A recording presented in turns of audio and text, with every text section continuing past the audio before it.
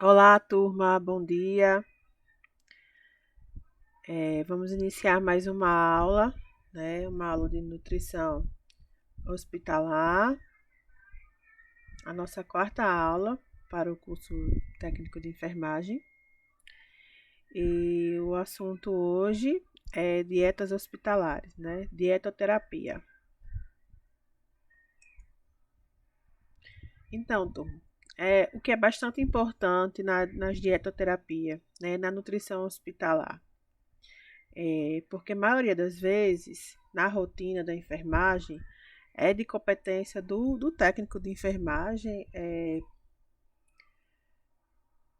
a estar administrando o cuidado nutricional do paciente, né? Administrar a dieta do paciente, os cuidados pré-dieta e os cuidados pós-dieta, né?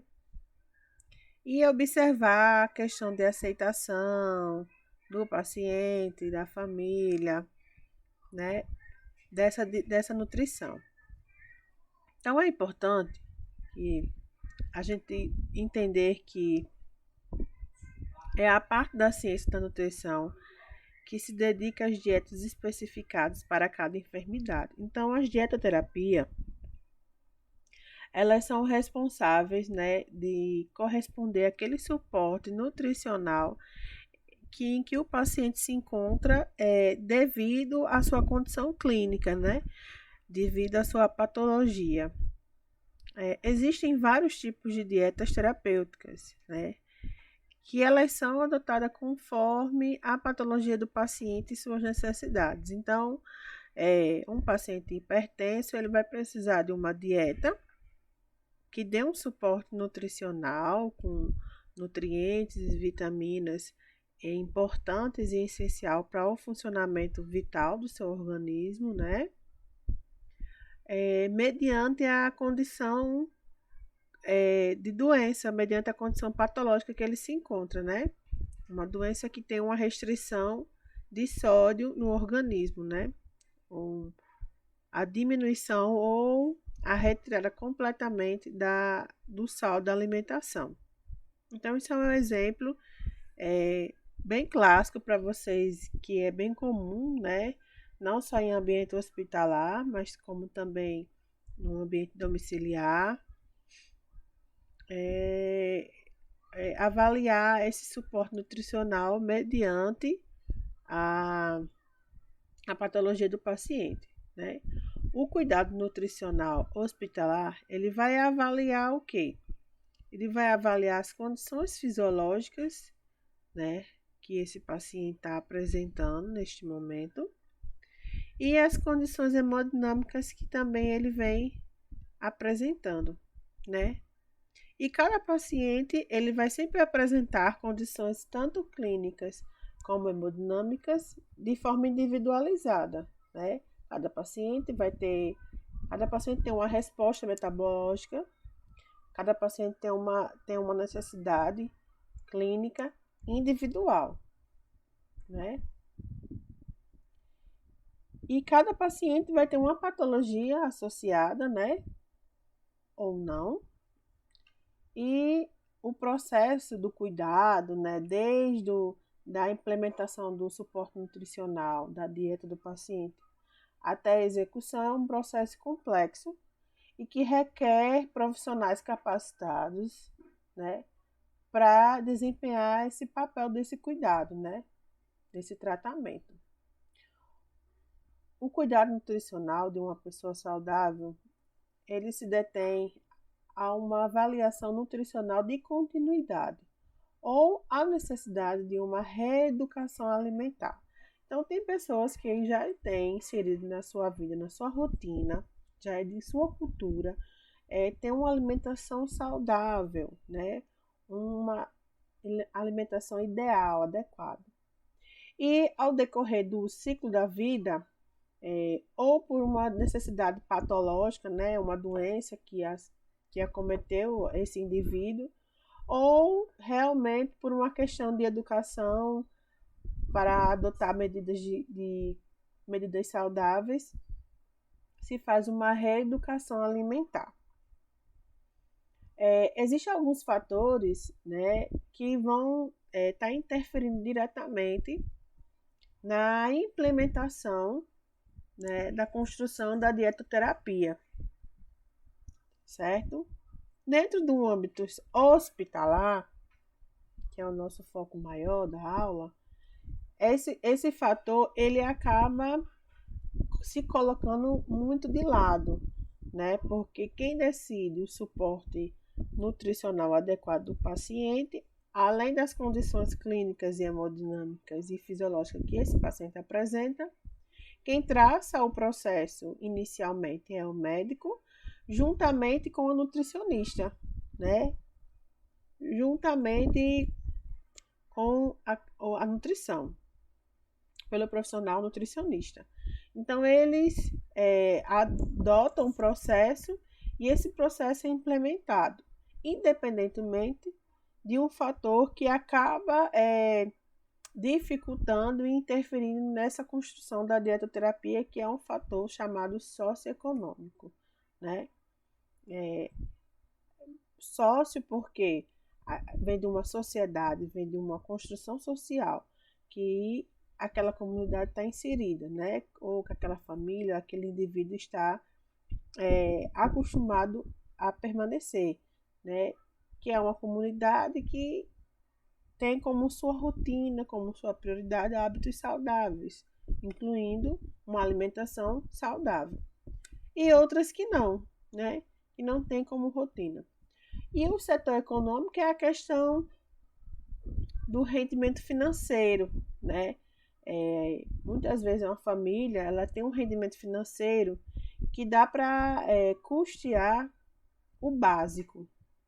E uma alimentação saudável hoje ela custa alto, ela tem um valor um pouco alto, né? Também requer bastante criatividade do indivíduo para poder construir essa dietoterapia. Então, que vocês nunca esqueçam que os fatores socioeconômicos, né, é um fator que é bastante relevante na construção da dietoterapia.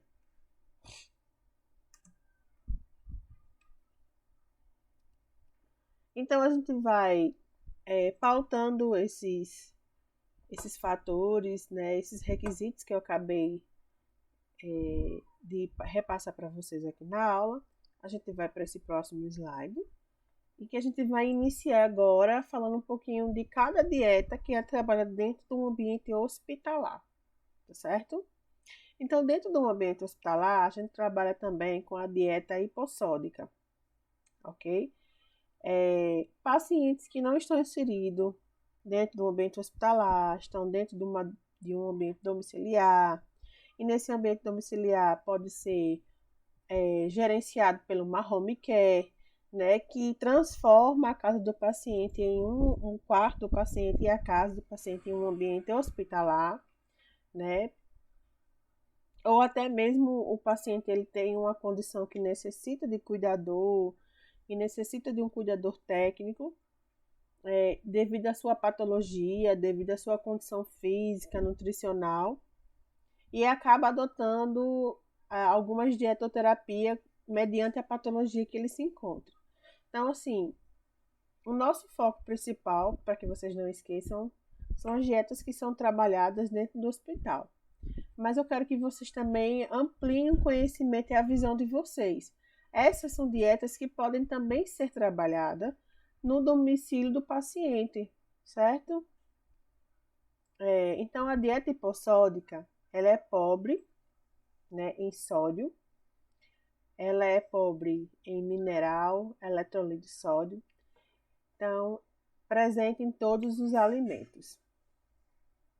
Em grandes quantidades, no sal de cozinha, que é o cloreto de sódio, indicado para pacientes com a hipertensão arterial crônica, certo? Aí as indicações é mediante aqueles requisitos, né? Patologia, condição fisiológica, condição clínica e condição hemodinâmica do paciente. né? 3 fatorzinhos essencial. Então, é indicado para pacientes que têm as patologias, a hipertensão crônica arterial, pacientes que são cardiopatas, ou seja, pacientes que têm doenças do sistema cardíaco, né?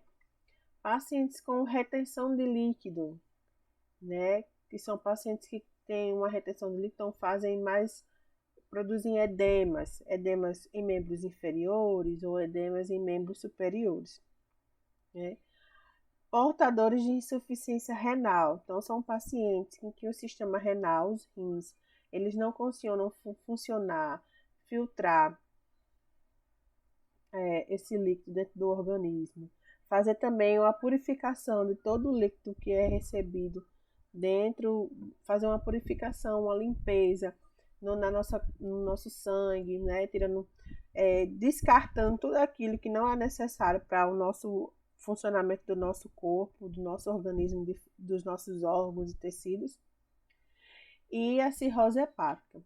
Então, assim, vocês podem perceber que pacientes que produzem mais um volume e não conseguem eliminar esse volume, eles precisam estar inseridos dentro de uma dieta hipossódica, porque o sódio ele aumenta também a produção de volume, né? E quando eu tenho um rins deficiente, um rins que não funciona, eu não consigo liberar esse líquido, que acaba se tornando algo,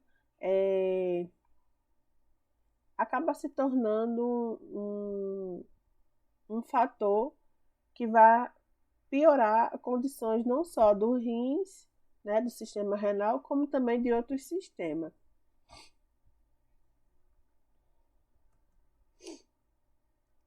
Então, assim, onde é que a gente encontra mais o sódio, né?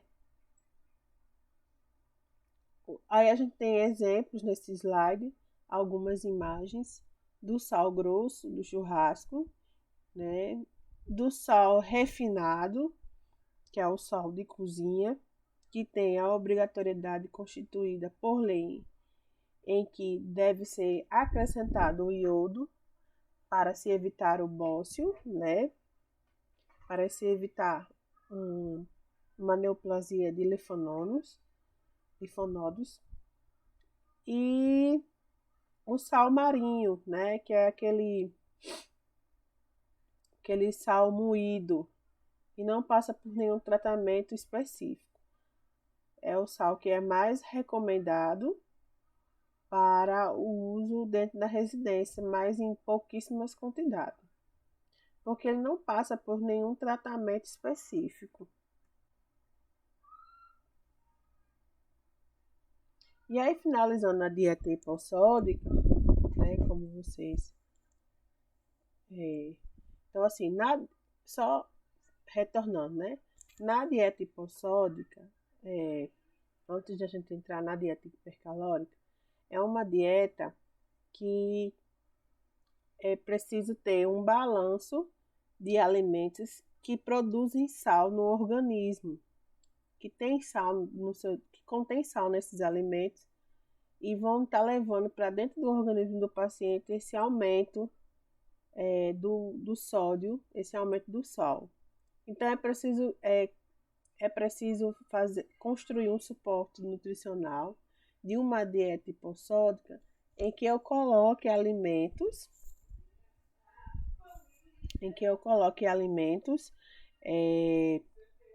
que têm um teor menor de sal acometidos, certo? E aí a gente agora vai para a dieta hipercalórica. A dieta hipercalórica, né, é uma dieta rica em energia, que tem por objetivo prevenir e tratar a desnutrição. Tá? É uma dieta que precisa se controlar a questão do acúmulo da gordura na dieta do paciente, mas que ela tem como objetivo de fornecer energia devido a algum problema patológico ou fisiológico do próprio indivíduo, do próprio paciente.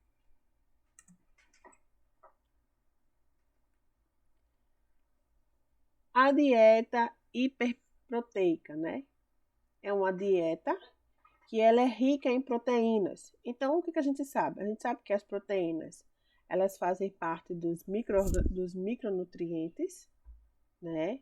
Elas são nutrientes, né? Que têm uma função essencial para o desenvolvimento do corpo, desenvolvimento do organismo, né? As proteínas, elas fazem parte da questão da construção e da regulação do funcionamento fisiológico do organismo, né?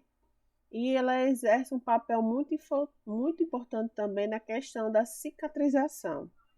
Então, geralmente os pacientes que passaram por um processo cirúrgico ou são pacientes que têm grandes lesões, então a gente precisa readequar essa dieta do paciente para também ajudar na cicatrização. Além do tratamento medicamentoso, é preciso também dar um suporte nutricional ao paciente para que também facilite a cicatrização.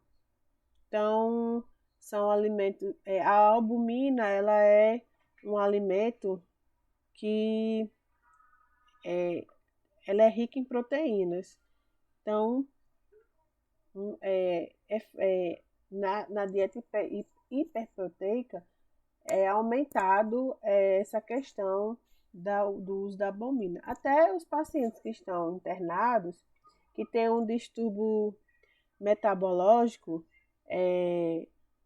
esses pacientes acabam fazendo por alguns dias o uso de albumina endovenoso para aumentar na verdade, para equilibrar a questão metabológica do paciente.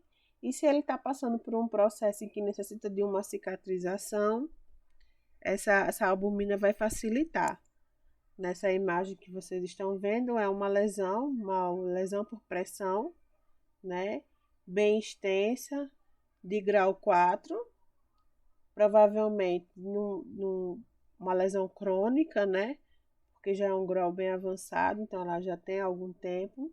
Deve ser decorrente de alguma patologia, pode ser diabetes, né? E aí precisa realmente de um suporte nutricional, porque talvez o organismo não esteja funcionando da forma adequada. A dieta hiperproteica, ela é uma dieta que ela é pobre em proteínas, certo? Pacientes como, por exemplo, cirrose hepática e portadores de insuficiência renal, ok? São pacientes que eles precisam ter uma dieta rica em vitaminas, rica em outros tipos de eletrolitos porém o próprio organismo do paciente é um organismo que acaba produzindo muita proteína. E a proteína, ela quando está em excesso no organismo, como tudo que é em excesso, ela acaba trazendo malefícios. Na dieta hipoglicídica, né? Essa dieta hipoglicídica, ela é uma dieta pobre em glicídios, ou seja, uma dieta pobre em carboidratos ou açúcares, né? É uma dieta que precisa ter um controle maior desses alimentos que trazem malefícios para o organismo do paciente. Então, o objetivo é diminuir sem retirar as calorias. Lembrando que ela vai ter um controle maior das calorias, porque eu não posso retirar a questão calórica do paciente, porque eu acabo tirando a questão energética que mantém as nossas funções em atividades, em ativas, certo? Um exemplo são os pacientes diabéticos, né? Diabéticos sacaroses, o tradicional açúcar de cozinha. Então, assim, não só também o açúcar de cozinha, como alimentos que são doces, alimentos que também produzem o açúcar.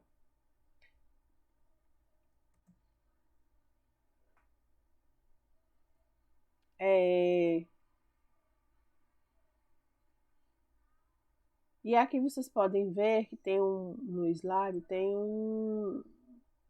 uma imagem representando como acontece o aumento do açúcar no sangue, né? O que ele ocasiona dentro do, do organismo. O açúcar, quando ele é absorvido dentro do organismo, o pâncreas, ele é o responsável para fazer a liberação da insulina, né? Que promove também a liberação do glucagon. E com isso, né, ele estimula a quebra de glicogênio, né? E estimula também a retirada da glicose do sangue. Né? Então, ele absorve o açúcar, que é transformado em glucagon, que estimula o glicogênio dentro do pâncreas e são responsáveis para tirar aquele açúcar desnecessário para dentro do nosso organismo. Quando esse processo ele não ocorre, né? Ele não ocorre porque o pâncreas não consegue ter o controle da eliminação da insulina, nem a liberação do glucagon, o sangue ele fica dentro da nossa corrente sanguínea, se acumulando, né? E aí acaba desenvolvendo algumas patologias com agravos. Então, por esse sentido, que é importante, já que o paciente já está inserido numa forma patológica em que o organismo não consegue mais fazer esse processo, né? Que o próprio organismo já tem um déficit e acumula açúcar no organismo. Então, eu preciso fazer o quê? O equilíbrio. Inserir alimentos que promovem também a energia, inserir alimentos que promovem também a estimulação das células de anticorpos, inserir alimentos que promovem também a regulação do açúcar na corrente sanguínea. Porque o organismo desse indivíduo ele não consegue fazer o processo fisiológico, né?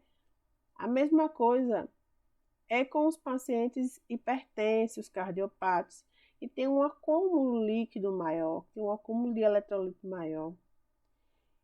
Fisiologicamente não conseguem diminuir esse processo, nem enxugar o paciente. E nesse sentido, acaba que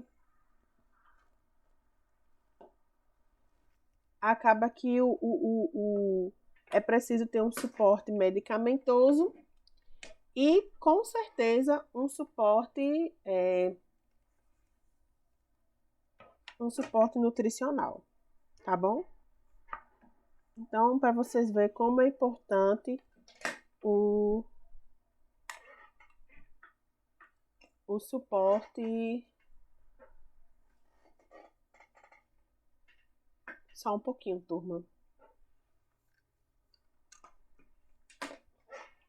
Como é importante o suporte nutricional para um paciente, né?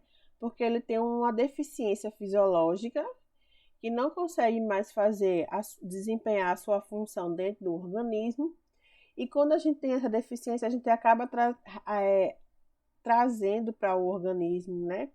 Acarretando ao organismo doenças, patologias ou agravos, de patologias que já existem. Então, é preciso que inicie um processo no paciente, não só medicamentoso, né? Muitas das vezes, a grande maioria das vezes, a ciência ela comprovou que não é só a medicação, tem todos fatores externos que é, precisam estar propícios para receber esse tratamento medicamentoso, fortalecendo a sua função dentro do organismo.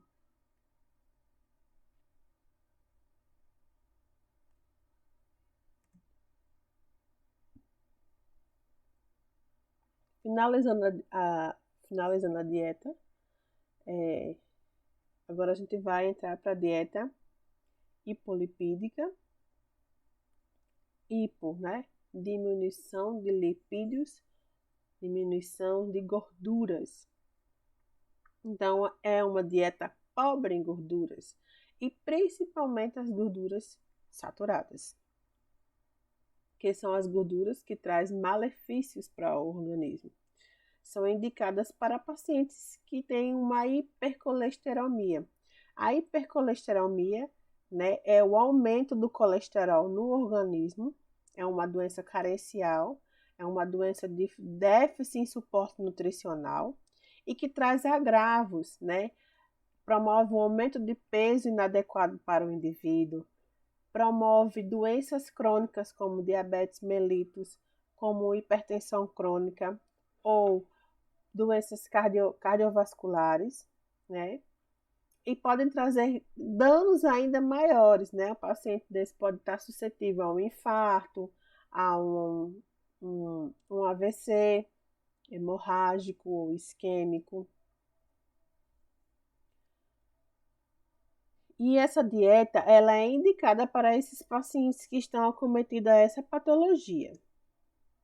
Então, quando você elimina o excesso de gordura corporal, o que melhora, né? Você melhora a condição, você tem uma melhora na depressão, em sintomas depressivos, apneia do sono, em doenças respiratórias, em doenças cardiovasculares, né? Em doenças gastroesofágicas, na questão das síndromes metabológicas, né? Nas doenças venosas, nas síndromes do aparelho reprodutor, do aparelho reprodutivo, né? Na questão das atividades do sistema nervoso central. E ainda, você vive aproximadamente 5 anos a mais em que uma qualidade de vida e com uma qualidade de vida maior de 95%.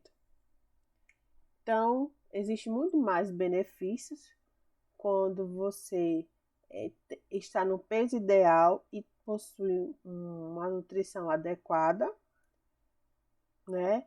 A sua condição de vida ela é muito melhor do que aqueles que têm aqueles indivíduos que estão inseridos no contexto inadequado, inapropriado, totalmente descontrolado e descompensado. E aí a gente tem uma dieta hiperlipídica, né? A dieta hiperlipídica é uma dieta com uma boa quantidade de gorduras de qualidade. Lembram que a gente falou sobre uma dieta hipolipídica? Que o hipo, ele sempre vai me dar a certeza de que eu estou falando no menor, no diminuir, no não ter mais.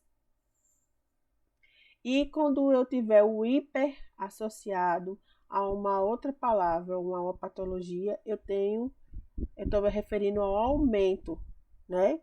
Então, na dieta hipolipídica, eu vou diminuir, eu vou empobrecer essa dieta em gordura, em lipídios, certo?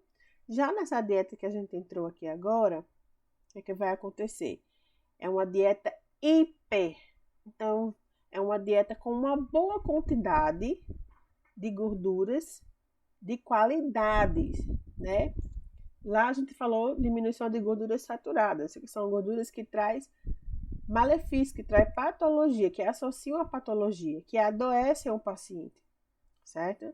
Aqui eu estou falando de inserir num paciente, por exemplo, um paciente que tem uma anemia muito alta, é um paciente que tem uma anemia crônica, ou é um paciente que está desnutrido gravemente. Então, é um paciente que eu preciso aumentar a ingesta calórica, né? Nesse paciente, a ingesta de uma boa quantidade de gorduras de qualidade.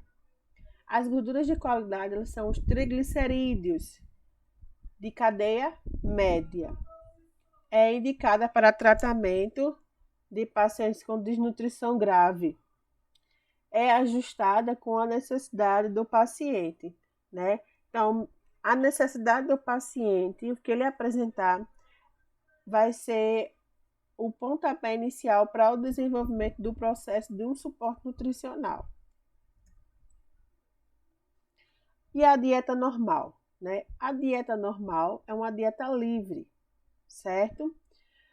Livre no sentido de que eu vou ter um equilíbrio dentro do prato de alimentos saudáveis, certo? Ela é uma dieta livre porque não vai ter não vai ter restrições de alimentos específicos, né? Numa dieta hipossódica, eu preciso o quê? Diminuir a quantidade de alimentos que contém sódio, né? Que contém sal mineral, certo? Que contém minerais. Então, aí eu vou ter uma dieta que vai ter restrições de alimentos. Então, vai ter determinados alimentos, como pão francês, como creme crack, os biscoitos que são feitos de água e sal. São tipos de alimentos que não podem entrar numa alimentação hipossódica, tá? Aí,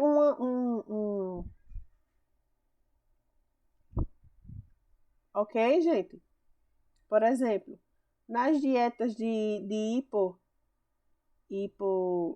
hipolipídicas, são dietas que são dieta pobre em gorduras.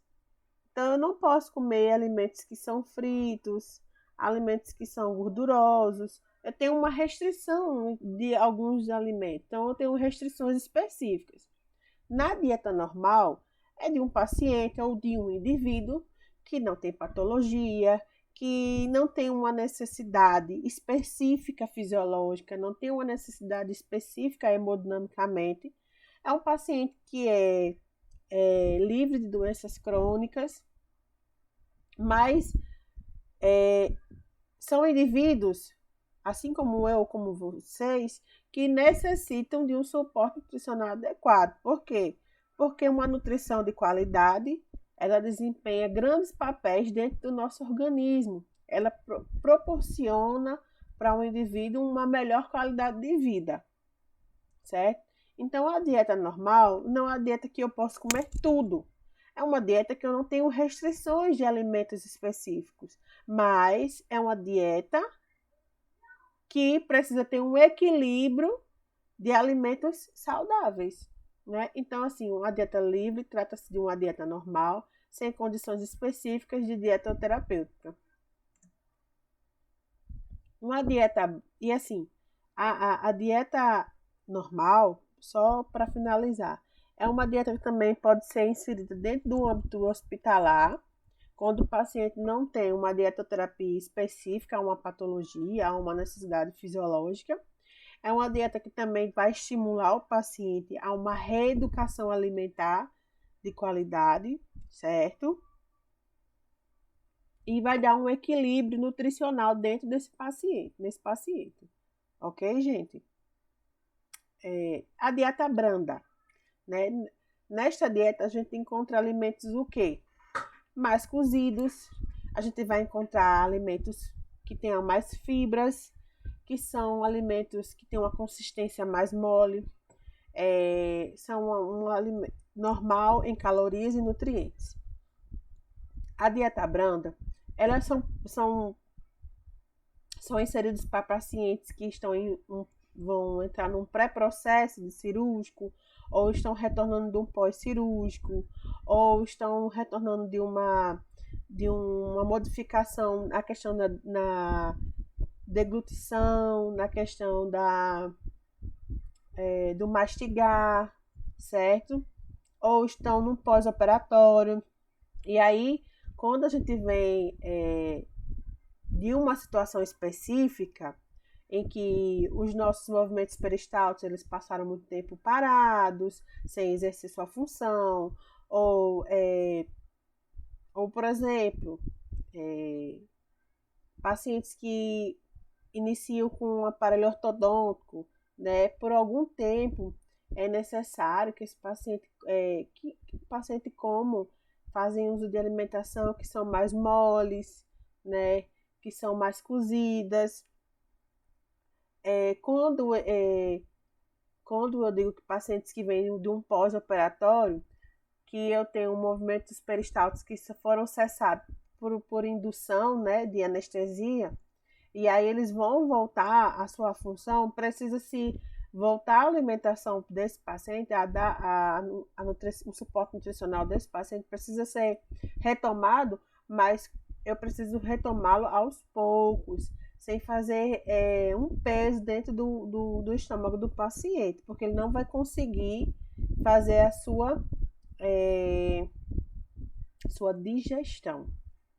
Então, é indicado também para pacientes que têm patologias leves e que está em transição para uma dieta livre. Às vezes é um paciente que apresentou, né, um colesterol um pouco alterado, uma glicose um pouco alterada, e pacientes que estão com uma crise de uma enxaqueca ou de qualquer outra patologia aguda, leves, que passam por um determinado tempo de tratamento e conseguem reverter. E são pacientes também que estão em transição para uma dieta livre. A dieta pastosa, né, ela é indicada geralmente para pacientes com disfagia, ou seja, pacientes que têm uma dificuldade de mastigar, de triturar os alimentos, né? Alterações motoras ou por ausência de dentes. Então, às vezes, são pacientes que não têm dentes, aí vão colocar uma prótese dentária. Então, assim, eles passam por um processo de se reeducar para voltar a mastigar. Então, nesse processo, nessa transição, é colocado, não é deixado de dar um suporte nutricional, mas dar um suporte nutricional específico para aquele cenário em que o paciente se encontra. Tá certo? Ou porque realmente o paciente, por alguma patologia associada, por alguma deficiência, ele tem uma dificuldade de mastigar, ele não tritura os alimentos. Ou por manifestações clínicas, como pós-cirúrgica ou alterações gastrointestinais. Então, vamos dizer que o paciente era um paciente que tinha uma sonda e o paciente vai voltar a se alimentar novamente. Vai se retirar a sonda e ele vai voltar a se alimentar novamente pela via oral, sem precisar passar pela sonda. Então, ele vai voltar de forma... ele volta ao retorno de se alimentar, mas tem que ser no passo a passo, tem que ser passos lentos, né? Então, ele volta para uma dieta pastosa, que é uma dieta que vai exigir menos de mastigação dele, é uma dieta que vai trazer uma resposta gastrointestinal na questão da digestão, na questão do envio para o intestino grosso, para o intestino delgado, certo? E aí é que vai se fazer uma reavaliação para esse paciente passar para uma dieta branda. Então, é um passo a passo, né? Então, são alimentos bastante cozidos e consistentes, como papa ou purê. Por exemplo, pacientes que sofreram um acidente, precisou ficar 5, 4 dias internados, entubados dentro de uma UTI. Então, é um paciente que ficou algum tempo sem um suporte nutricional, ou esse suporte nutricional passou a ser por uma sonda. Aí teve alta, vai se retirar a sonda. Então, Assim, tudo tem um passo a passo. Então, eu primeiro começo uma dieta pastosa com esse paciente. Se esse paciente tiver uma resposta positiva gastrointestinal, aí eu reavalio e passo esse paciente de uma dieta pastosa para uma dieta branda. E aí o paciente vai ter um trabalho maior para mastigação, né? E eu vejo se ele realmente consegue triturar os alimentos, se a resposta continua positiva gastrointestinal, para poder passar assim esse paciente para uma dieta livre ou para uma dieta hipossódica, ou enfim, certo? São alimentos na dieta pastosa bastante cozidos e de consistência de papa ou de purê. A dieta líquida ela tem o objetivo de serem facilmente deglutidos e digeridas. Usadas normalmente para o pré-operatório e o pós-operatório de cirurgias, né? Então, tem cirurgias que o médico pede para uma semana antes o paciente ficar em dieta líquida, tá? Né? Depois eles retornam no pós-operatório em dieta líquida. Exemplos, as bariátricas, né? As bariátricas, eles começam a fazer a reeducação desse paciente que vai passar pela uma bariátrica. Então, no período, se aproximando do paciente fazer a cirurgia, muda a dieta desse paciente para ele passar pelo processo cirúrgico. Quando ele retorna do processo cirúrgico, ele passa algum tempo ainda ficando em dieta líquida, porque o estômago dele tinha um tamanho, né? O estômago dele suportava uma quantidade X de alimento e depois desse procedimento cirúrgico ele vai suportar 20%, ele vai suportar 90% a menos do que ele suportava. Então, vai ter que se fazer uma reeducação alimentar. E o cuidado muito minucioso com a questão da digestão, com a questão do funcionamento de todo o estômago. Uma dieta líquida restrita, à base de chá, água, caldo, coado de legumes, é comumente ministrada nas primeiras horas do pós-operatórios, nas infecções agudas e para o início de hidratação. Uma semilíquida pastosa, objetivo é manter o repouso digestivo ou atender às necessidades do paciente quando a sua intolerância a alimentos sólidos, né? A dieta é preparada para pobre em calorias, tolerância, toda a parte líquida ou sólida é batida no liquidificador. Então, tem pacientes que têm obstrução retal, tem pacientes que têm tumor no estômago, tumor no reto, pacientes que já estão numa fase bem avançada dessa patologia, tem uma dificuldade de mastigar, de engolir, de fazer processo digestório que não vai existir provavelmente. Então, geralmente é passada essa dieta semilíquida. Ou pacientes que por muito tempo usaram uma traqueostomia, né, que é uma abertura aqui nesse ósteo, que está interligado com a traqueia, que leva oxigênio para os pulmões.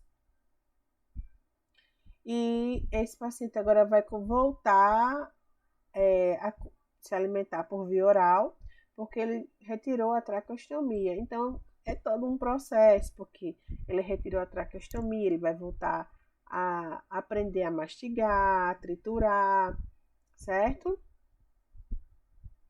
E a questão da digestão também.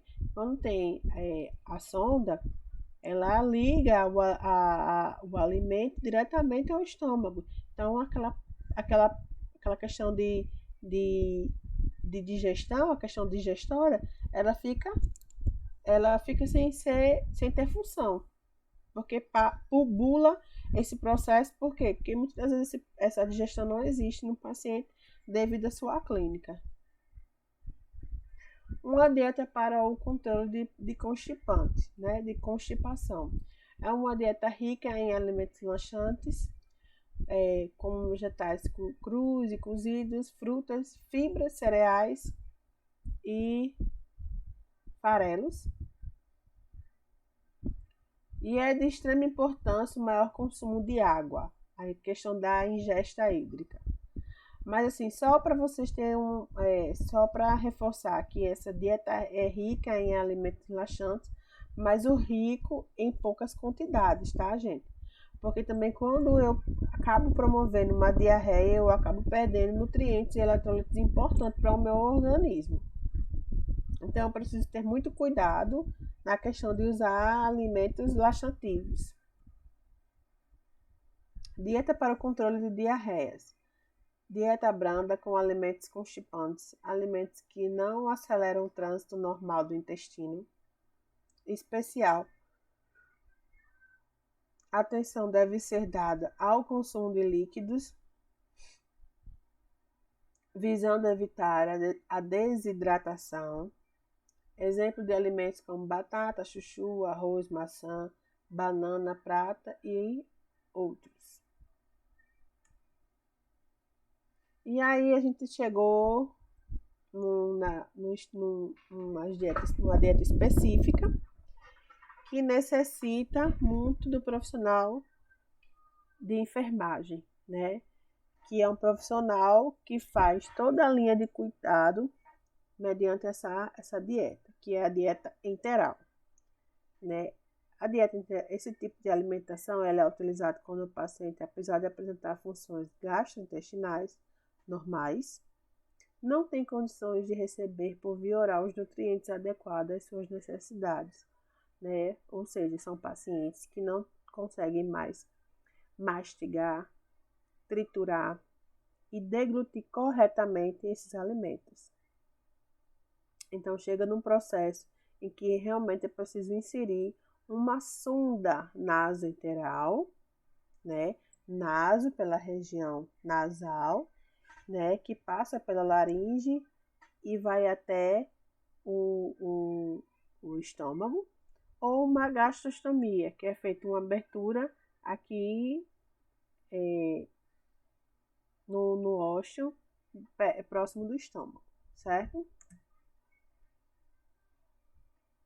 Só para vocês entenderem, a água, ela compõe 75% do nosso corpo, né? Então, ela é extremamente importante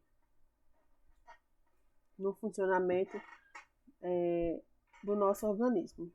Na questão da regulação da temperatura do corpo, compõe 83% do seu sangue, remove toxinas, compõe 22% dos seus ossos, amortece as suas juntas, ela compõe 75% do cérebro, ajuda a transportar nutrientes e oxigênio para as células, melhora a oxigenação para a respiração, ajuda a converter alimento em energia, protege ou amortece os órgãos vitais, ajuda na absorção dos nutrientes e compõe 75% dos seus músculos.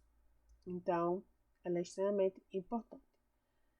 Aqui a gente também tem os energéticos extras, tem os construtores, tem os reguladores e tem os energéticos. Então, tem exemplos dentro de uma cadeia alimentar, de uma pirâmide alimentar, os nutrientes que formam os construtores, os reguladores e os energéticos. Então, assim, na atividade, no cuidado da nutrição enteral e no cuidado da nutrição parenteral, é exclusivo da enfermagem, certo? É função da enfermagem os cuidados e a administração dessas dietas, tanto da dieta enteral como da dieta parenteral. Nossa próxima aula será sobre o cuidado, sobre como se apresentam essas dietas, tanto a enteral como a parenteral. No entanto, vocês já estão desenvolvendo atividades, né, pesquisas em relação à dieta enteral. E hoje, após essa aula maravilhosa que eu acabei de ministrar para vocês, vocês vão pesquisar sobre a dieta parenteral e os cuidados da enfermagem e as vias que são administrado essa dieta. E aí as orientações de como e quando vocês vão estar enviando essa pesquisa para a professora, eu vou estar colocando no grupo da turma, tá bom? Então, eu espero que vocês tenham gostado da aula. Mais uma gama de conhecimento para vocês em relação à nutrição do paciente, que a enfermagem ela está inserida no cuidado, e para se desenvolver o cuidado eu preciso entender, compreender, conhecer a necessidade. Ok, turma? Então, até a próxima aula. Um beijo para todos.